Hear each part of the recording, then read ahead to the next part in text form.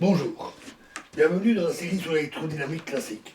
Donc nous allons parler du potentiel scalaire et du potentiel vecteur. Alors, les équations de Maxwell forment un ensemble d'équations aux dérivées partielles du premier ordre, mutuellement couplées et reliant les diverses composantes des champs électriques et magnétiques, sans compter les équations de constitution, les relations de constitution, et l'équation de force de Lorentz et les équations de Newton.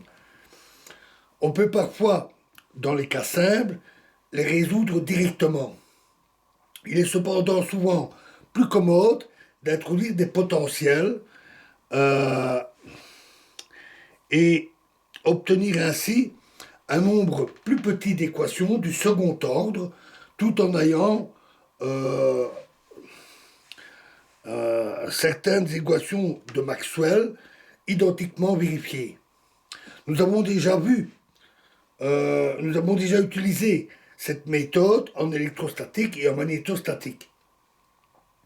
Lorsque nous avons introduit le potentiel scalaire et le potentiel vecteur, potentiel scalaire phi et le potentiel vecteur A.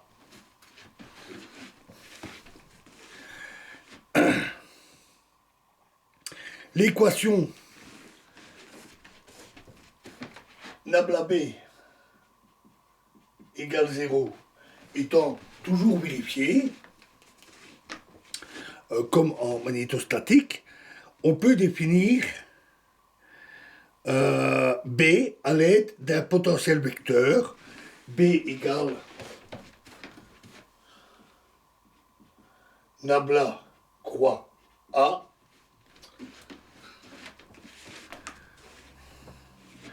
La seconde équation de Maxwell homogène, la loi de Faraday, peut alors s'écrire nabla croix E plus dB dA sur dt égale 0.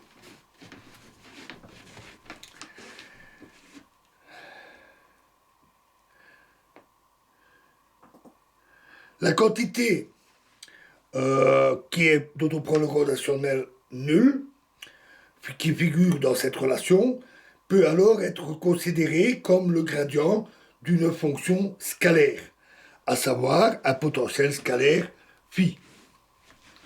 E plus dA sur dt égale moins nabla phi. Ou encore E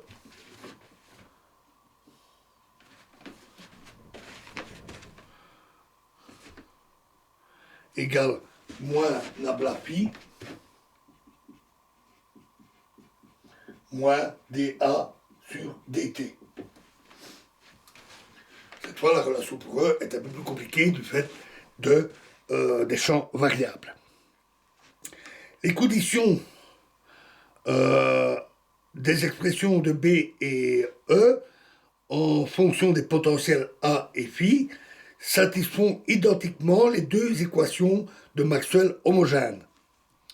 Le comportement dynamique de A et phi est alors déterminé par les deux équations inhomogènes. Alors, par commodité, nous allons traiter pour l'instant, nous allons limiter pour l'instant nos considérations aux équations de Maxwell dans le vide. On verra le cas des matériaux plus tard.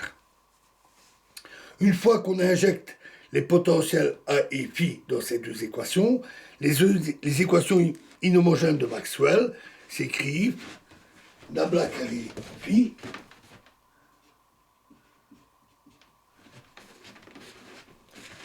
moins plus d sur dt nabla a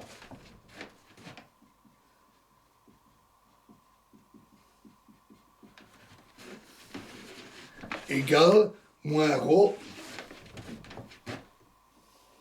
sur epsilon 0. Et l'autre équation devient nabla carré A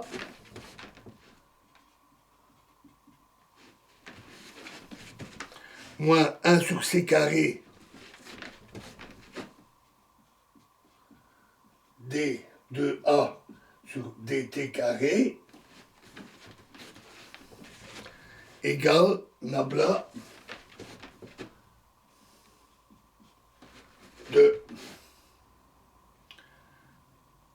moins nabla de nabla a plus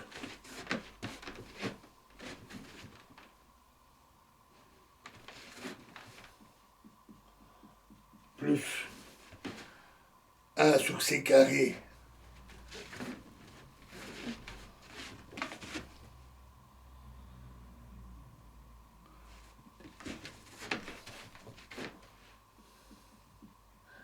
d2 phi sur dt carré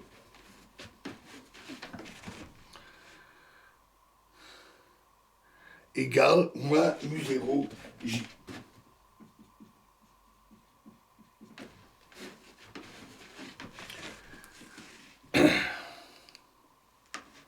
De 4 équations de Maxwell, nous sommes maintenant passés à 2 équations. Celles-ci restent cependant toujours couplées. Nous allons maintenant les découpler en exploitant l'arbitraire contenu dans la définition des potentiels. La définition de B en fonction de A montre que le potentiel vecteur est défini au gradient près d'une fonction scalaire arbitraire lambda. Autrement dit, B n'est pas affecté par la transformation de A'. A devient A' égale A plus gradient de lambda.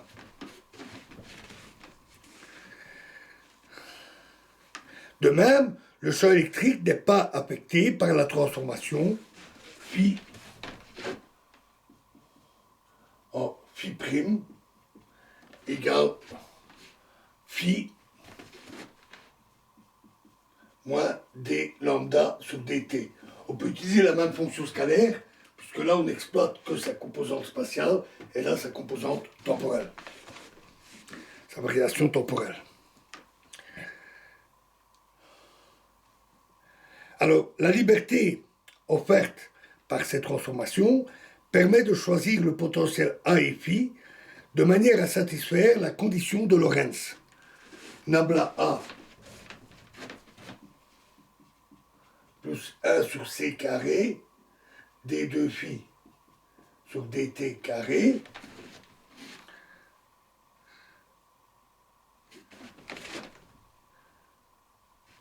pardon, j'ai fait une erreur ici, c'est pas d2 phi sur dt carré, c'est d phi sur dt, d phi sur dt.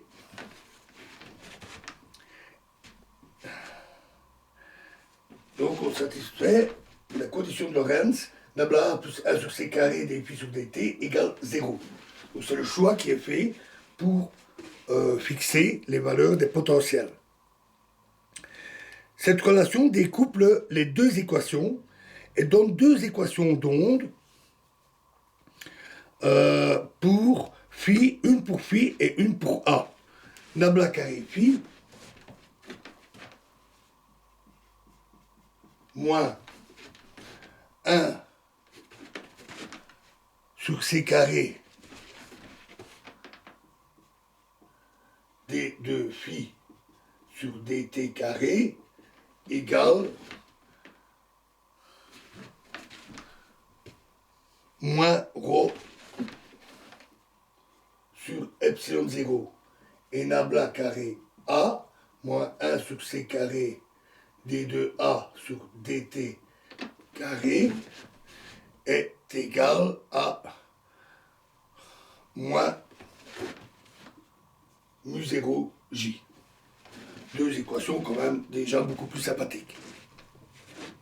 Et ainsi que le remarqua notamment Lorentz, ces deux équations et la condition de Lorentz forment un ensemble d'équations en tout point équivalent aux équations de Maxwell dans le vide. Voilà, alors dans la prochaine vidéo, nous parlerons des transformations de jauge, de la jauge de Lorentz et de la jauge de Coulomb. Je vous remercie.